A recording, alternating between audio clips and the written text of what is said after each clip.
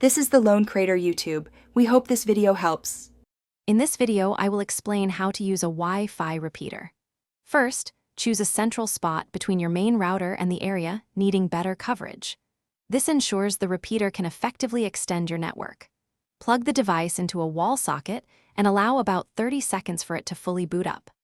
Once powered, use your smartphone or computer to connect to the repeater's initial setup network, usually named something like Wi-Fi repeater or extender setup.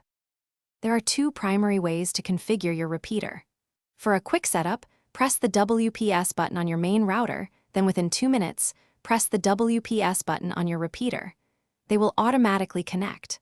Alternatively, open a web browser and navigate to the repeater's default IP address, often 192.168.0.254.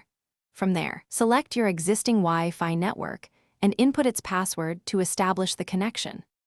To get the best performance from your 300 megabits per second repeater, placement is key. It needs to receive a strong signal from your main router to effectively rebroadcast it. Avoid placing it behind large metal objects or in enclosed cabinets, as these can block the signal. Regularly check for firmware updates on the manufacturer's website. These updates often improve stability and speed, ensuring your extended network operates at its peak efficiency. If you encounter slow speeds or dropped connections, try moving the repeater to a slightly different location, perhaps a few feet closer to your main router. A factory reset can often resolve persistent issues. Simply hold the reset button for about 10 seconds.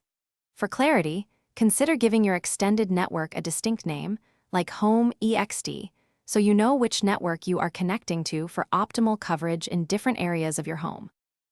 Thanks for watching. Consider subscribing if we helped you.